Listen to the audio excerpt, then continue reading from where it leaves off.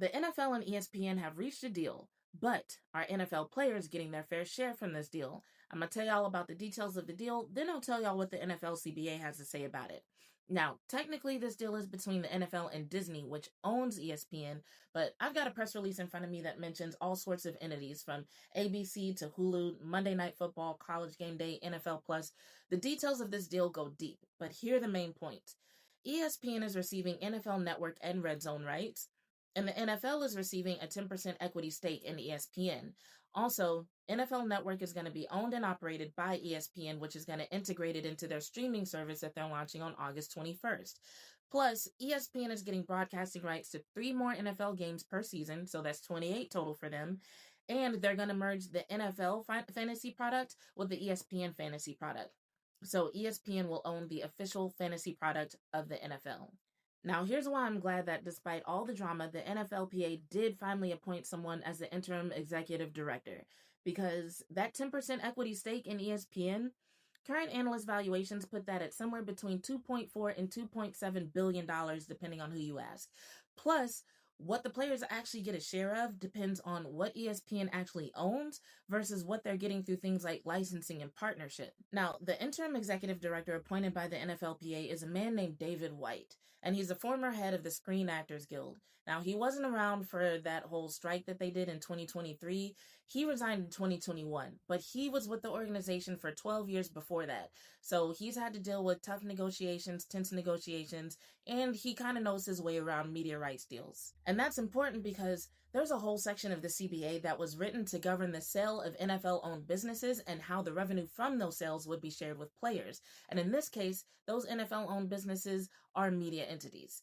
Now, the section of the CBA I'm looking at today is Article 12, Section 1A, Roman numeral 111B. For those following along in your text, that is page 69 of the current NFL CBA.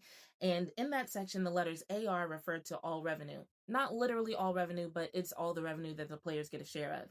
And so there are a few main points from that section I want to get to. The first of which is this, where it says, proceeds from the sale or conveyance of an NFL-owned and controlled business shall not constitute AR. So, if the NFL decides to sell something like NFL Network or NFL Films, that billion-dollar bag does not go into the pie that the players get a slice of. In other words, the NFL is like, hey, thanks for helping us build this empire. Now we're going to sell part of it, and you get nothing. But it goes on. It says, only the fair market value of the rights provided by the NFL shall be included in AR.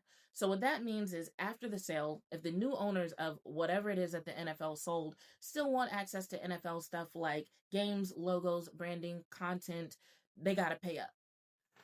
Now, one way you could think of this is if you've ever been involved in like a property sale, there's like the property, so there's like the building and stuff, and then there's like the mineral rights. They're separate and usually negotiated separately. Now, this next part is what the NFLPA is going to really be paying close attention to. It's where it says fees must be paid at no less than fair market value, and disputes will be resolved by the system arbitrator. In other words, if the NFL tries to do a little friends and family discount with ESPN for these licensing rights, then the NFLPA can call bullshit, they can drag it into arbitration, and then they can have the missing coins added back into their checks on the back end. But here's the thing.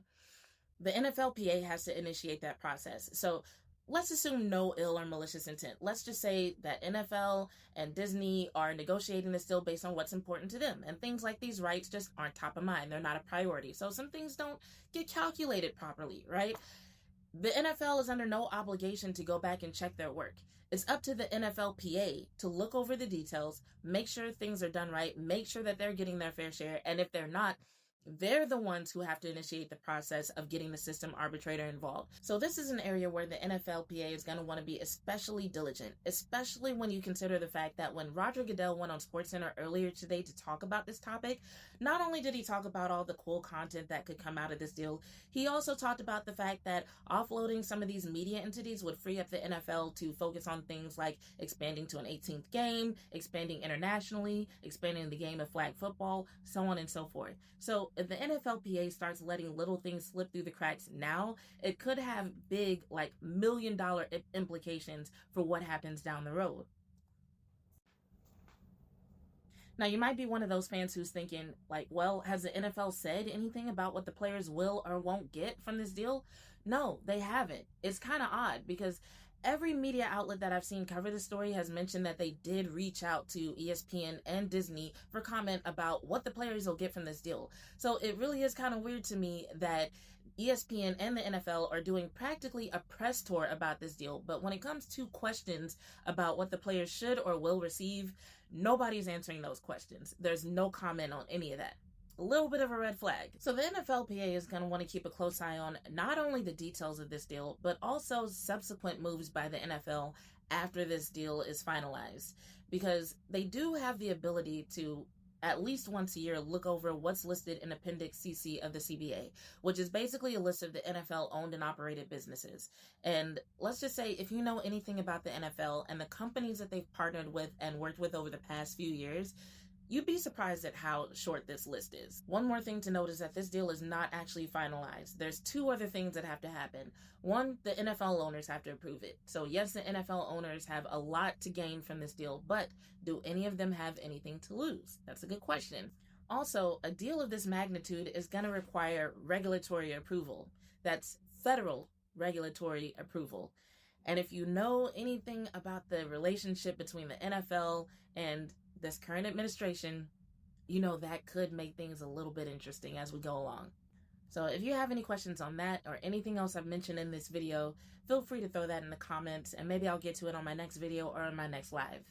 But that's all I have for now. So until next time, this has been a special presentation of Bitches Love Sports. I'm Jazz Monet, and I'm out.